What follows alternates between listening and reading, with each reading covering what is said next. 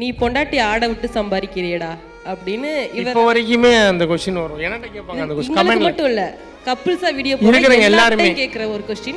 பொண்டாட்டி ஆட விட்டு சம்பாரிச்சுக்கிட்டு இருக்க நீ இப்படி சொல்லணும்னு தெரியல. அந்த மாதிரிலாம் நிறைய क्वेश्चंस வந்துகிட்டே தான் இருக்கு. அது ரொம்ப பாதிச்சது வந்து எனக்கிட்ட அந்த क्वेश्चन நான் படிக்கும்போது கூட நான் அக்காட்டே சொல்லிட்டு தான் இருந்தேன். இந்த கமெண்ட்ஸ் பண்றாங்க நிறைய பேத்துக்கு வேற ஒருத்தவங்களுக்கு பண்ணியிருந்தாங்க. அப்ப நான் சொன்னேன் இந்த மாதிரி கமெண்ட்ஸ் வந்துட்டு தாக்கா இருக்கும் இன்னும் அப்படின்னு சொன்னேன். மற்றபடி வேறு எதுவும் அவ்வளோவா சொன்னதில்ல. சில பேர் வந்து நம்மளை பார்த்து நம்ம உடல் ரீதியாக அதை பார்த்து அதை பார்த்து கேலி பண்ணுறது அந்த மாதிரிலாம் பண்ணணும். நான் அதெல்லாம் பெருசாக எடுத்துக்க மாட்டேன். அந்த கமெண்ட்ஸ் மட்டும் கொஞ்சம் பாதிச்சிச்சு. நீ தனியாக நீ போட வேண்டாம் நான் மட்டுமே போடுறேன் அப்படிலாம் இருந்துச்சு.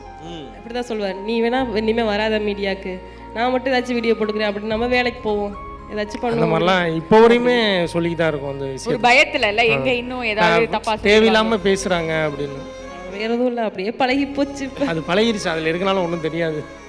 சொல்கிறவங்க சொல்லிக்கிட்டே இருப்பாங்க. அதை பார்க்க முடியாது. நல்ல விஷயம் நிறையா இருக்குல்ல. கெட்ட விஷயம் ஒன்று இருந்தால் நல்ல விஷயம் 10 இருக்குன்னா நல்ல விஷயத்தை எடுத்துகிட்டு போயிடலாம் அப்படின்னு போயிட்டு அப்படியே போய்க்கிருக்கு.